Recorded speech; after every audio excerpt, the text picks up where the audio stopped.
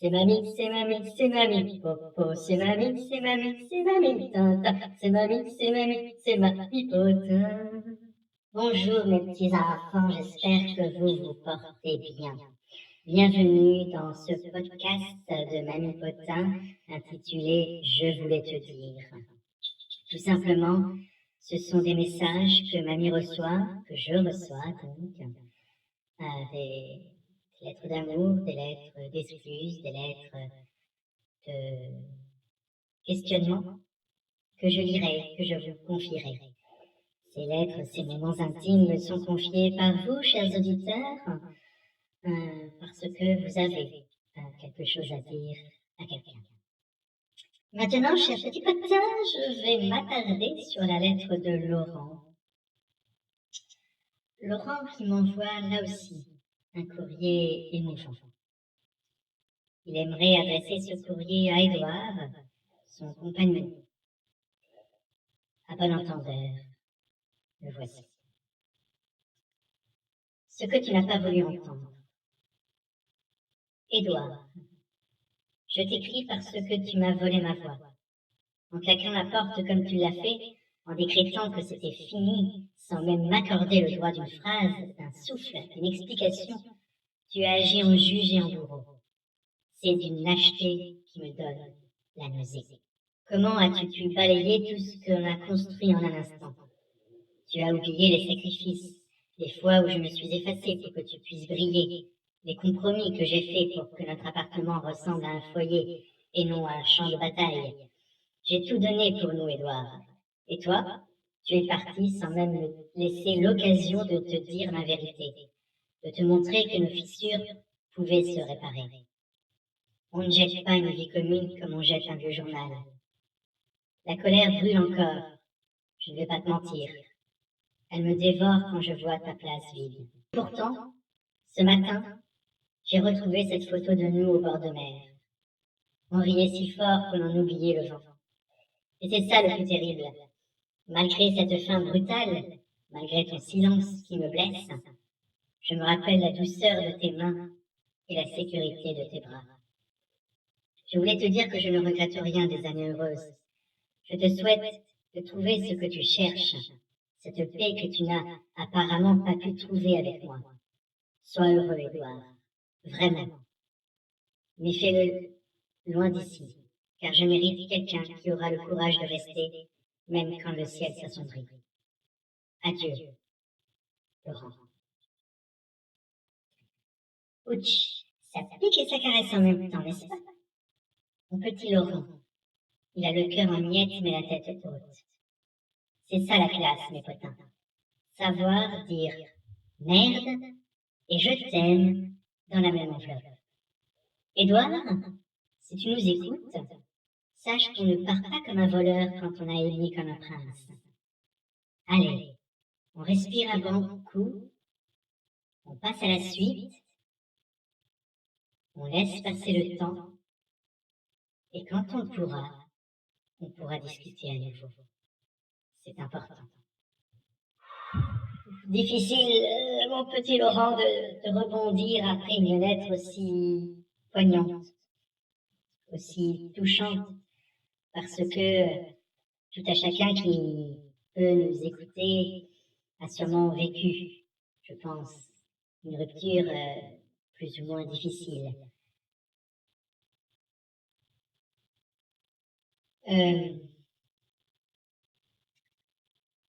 J'en reste bouche bée. Honnêtement, j'aimerais juste que la paix t'arrive, Laurent, et aussi, peut-être, au fond de moi, qu'Édouard entende le mal qu'il a pu faire et qu'un jour, peut-être, plus tard, vous réussissiez à vous expliquer, qu'il se soit peut-être remis en question et qu'il ait compris qu'il n'a pas forcément agi de manière correcte, mais c'était peut-être sa manière à lui, sur le moment, d'agir en fonction de ce qu'il ressentait, pour se protéger, peut-être pour te protéger aussi, finalement. Dans ces moments-là, le plus difficile, c'est de prendre le temps d'accepter les choses, de vivre le moment présent et de ne pas se projeter sur une vie solo, sur les moments passés à deux qu'on n'oubliera jamais, qui resteront gravés. Mais si on ne fait que penser à ça, on n'avance pas. Je te souhaite tout le courage du monde, mon petit Laurent. Belle route à toi. Belle route à toi. Et toi aussi. N'oublie pas d'être heureux. Je t'embrasse très fort. La petite Ludivine m'a écrit maintenant pour une lettre qu'elle aimerait adresser à son grand-père. Ce secret que je ne peux plus garder pour moi. Mon cher grand-père, je tourne autour de ce papier depuis des heures. J'ai peur que l'encre tremble autour de mes mains. On a toujours eu cette complicité, toi et moi, ce silence confortable quand on bricole ensemble ou qu'on regarde le jardin changer de saison. Mais aujourd'hui, ce silence est devenu un mur. Je voulais te dire la vérité sur ce que je vis depuis 2 ans. Tu sais, quand tu me demandes souvent si j'ai rencontré un gentil garçon ou que tu t'inquiètes de me voir partir seule en voyage, en réalité, je ne suis jamais seule. Il y a quelqu'un dans ma vie, quelqu'un qui me rend heureuse, qui me soutient et qui m'aime comme je suis. Mais ce n'est pas l'homme que tu imagines. Je suis amoureuse d'une femme, grand-père. J'ai eu tellement peur de te décevoir. Peur que ton regard sur moi change, que tu ne vois plus ta petite Ludivine comme une étrangère. Non, pardon, excuse-moi, j'ai lu trop vite. Que tu ne vois plus ta petite Ludivine, mais une étrangère. J'ai craint que nos époques soient trop éloignées pour que tu puisses comprendre que l'amour, au fond, n'a pas de genre, seulement de la lumière. Mais je ne peux plus te mentir. Je t'aime trop pour te laisser en dehors de ma vraie vie. Tu m'as toujours appris la valeur et l'honnêteté. Tu m'as toujours appris la valeur de l'honnêteté et du courage. Alors voilà, j'ai trouvé le mien pour te le dire.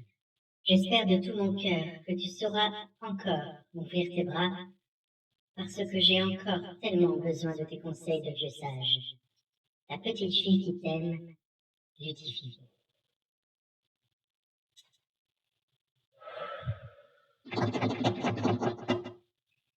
Alors là, ma petite Ludivine, on a toujours peur de bousculer les anciens, alors qu'on oublie souvent qu'ils en ont vu d'autres, des tempêtes et des arcs-en-ciel. Le grand-père, s'il a le cœur bien accroché, il verra surtout que sa petite fille est heureuse. C'est ça qui compte, non? L'amour, c'est comme le bon vin. Ça n'a pas besoin d'étiquette pour être divin. Et vous, mes petits potins, vous auriez eu le courage de sauter le pas? En tout cas, chère Ludivine, je te souhaite tout plein de bonheur et j'espère que ta vie amoureuse s'écoulera pendant longtemps. La lettre de Goéland que j'ai reçue. Ne riez pas, c'est très intime et très poignant. L'objet de ce message, c'est ce que je porte sur les épaules et sur ma carte d'identité. Goéland dit c'est un jeune homme qui décide d'écrire à ses parents. Chers parents, je vous écris cette lettre parce que les mots ont du mal à franchir l'Atlantique qui nous sépare parfois, même quand on est assis à la même table de cuisine à Quimper. Je voulais vous dire que j'ai longtemps détesté mon prénom, Goéland. Depuis la cour de récréation jusqu'à mes premiers entretiens d'embauche, ce prénom a été un poids. À l'école, c'était les moqueries faciles, les cris d'oiseaux dans mon dos et que je tournais les talons. Plus tard, c'était venu ce silence poli, ce sourcil levé quand je me présente. Goéland, c'est original, c'est breton. J'ai eu le sentiment de porter une étiquette trop grande pour moi, comme si j'étais condamnée à être ce cri dans le vent, un peu sauvage, un peu étrange. J'ai souvent eu l'impression que vous aviez choisi ce prénom pour une légende que je ne connais pas, ou pour un rêve de mer que je n'ai pas forcément envie de naviguer. Aujourd'hui, j'ai besoin de savoir, pourquoi ce choix? Est-ce un hommage à un ancêtre que j'ignore? Est-ce le souvenir d'un jour de tempête où vous vous aimiez plus que tout? Ou juste une erreur de jeunesse? Je ne vous en veux plus. J'ai besoin de transformer ce poids en une histoire. J'aimerais que ce prénom devienne une fierté plutôt qu'une explication que je dois donner tous les matins. Dites-moi tout. J'attends votre réponse au milieu du bruit du monde. Votre fils, Goéland. Eh bien, mon petit Goéland, on sent que le cœur est gros comme un casier plein.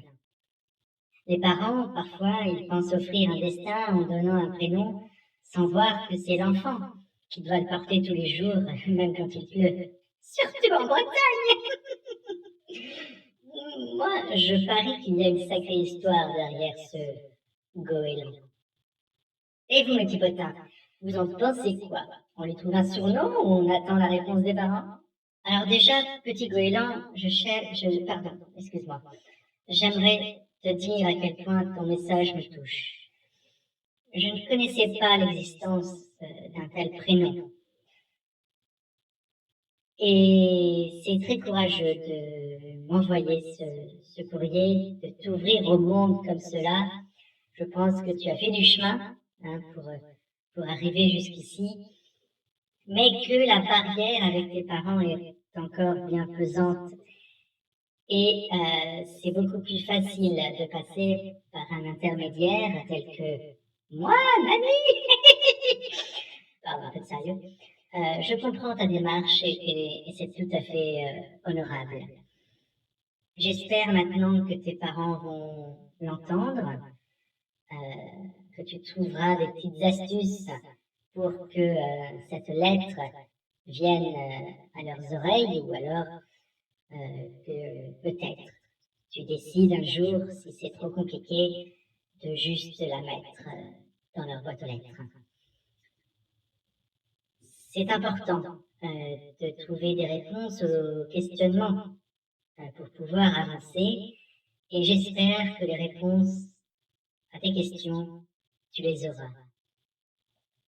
Sache, cher Goéland, que c'est un prénom original, tu peux en être fier et je le trouve très beau.